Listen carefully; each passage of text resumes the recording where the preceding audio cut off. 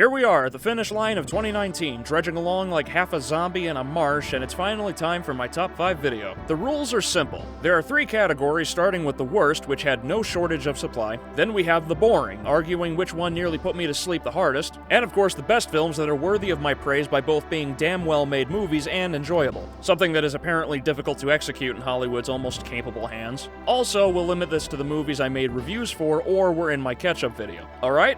Alright. Let's get through this.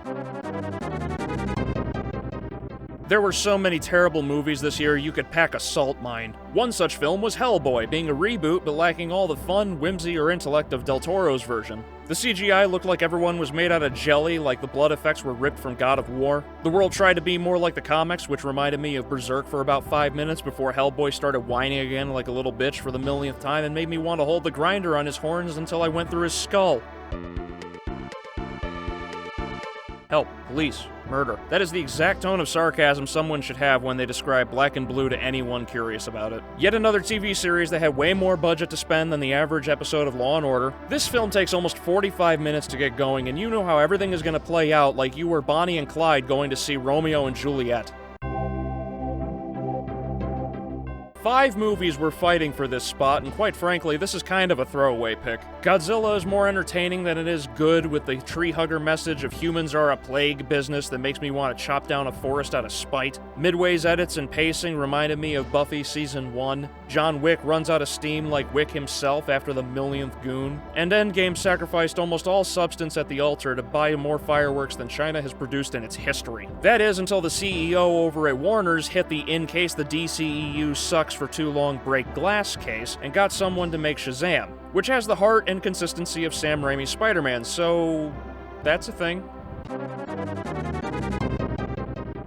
I have a basic understanding of how mathematicians think that we live in a simulation. However, I don't think that even if we are, it would be anywhere near as fucking confusing as Serenity. So Matthew McConaughey is a character in a video game that somehow becomes self-aware.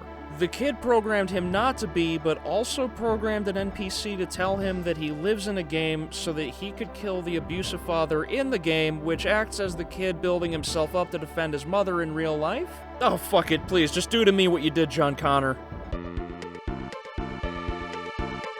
Space travel is really fucking boring. Imagine watching Star Trek, but they didn't have warp speed. You would want to blow yourself out of the airlock to get some excitement in your life, as is the case with Ad Astra, a competently made movie for all who want scientific accuracy combined with all the boredom of watching the night sky overhead like an astrologer. Hollywood and Japan have the same attitude towards each other as McDonald's and Burger King in a game of chess. Despite such subversions as the ongoing legendary Godzilla series, this displeasure tends to peak with adaptations like Dragon Ball Evolution. However, this came as much of a shock to me as it did many other people, but Hollywood may have in fact buried the hatchet with Alita Battle Angel, an in-depth world with characters you mostly care for, intriguing lore, and all the fun and excitement to boot. Have faith, weeaboos, there are good folks in Hollywood yet. Okay, maybe there aren't as many good folks over at Hollywood as I thought, since no film made me want to boil myself alive more than Terminator Dark Fate. A film whose entire existence is dependent on pure greed, butt-fucking the fandom, ironically destroying characters they have no understanding of, and using broken time travel rules to clean up the mess. Fox just couldn't do it, could they? They couldn't put in the effort to show they had one more legitimate film in the X-Men franchise. Instead, Dark Phoenix passed through like a woman's fart and faded away to never be seen again, at least until someone has to do the laundry and sees the damage. Has this man made any films that are legitimately bad? Once Upon a Time in Hollywood is the 9th home run for Tarantino, bringing to everyone either memories of what Hollywood used to be like, or just showing the cars that they used to have in common place. Great writing, good acting, and Brad Pitt doing to Bruce Lee what most UFC fighters could easily do.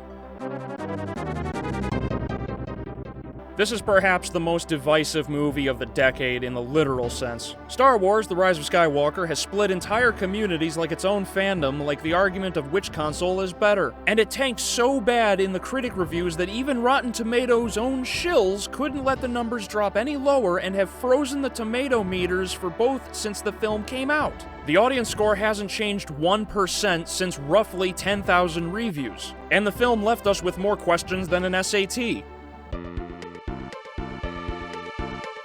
This is exactly what you get when you create characters that are less likable than the jackass who cuts you off in traffic. Captain Marvel is a stuck-up bitch who looks down her nose at any given moment and is so overpowered that even the Russos realized their mistake and batted her aside to save the climax of Endgame. Sorry, but putting a Super Saiyan-like character in Marvel is like putting Superman in Dragon Ball.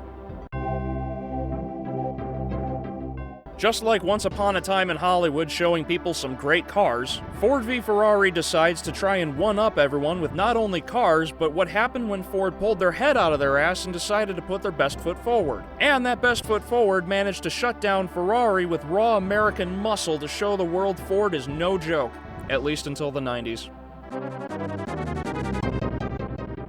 Black Christmas. Kill it with fire. A technical achievement for sure, but The Lion King lacks all the emotion and charm that made the original animated such a beloved classic. They also ruined my favorite song from the original by making it a shitty, whispered, half-assed speech. You took fun and made it unfun. How did you even do that? This shouldn't come as a shock. Joker is leaps and bounds better than any movie that came out this year. It asks how far is too far, it gives a message to support the mentally ill, doesn't take one side over the other, and perhaps has the greatest performance by Joaquin Phoenix ever. Joker gets the crown for Best of the Year, and as we march into 2020 and back into the desolate wasteland that is the January season of movies. And if 2019 shows anything, it's that Hollywood doesn't even know elbow grease from headlight fluid. Thank you for watching. I hope you enjoyed, and if you did, give me a thumbs up, and don't forget to subscribe for more weekly reviews, and I'll see you in the next video.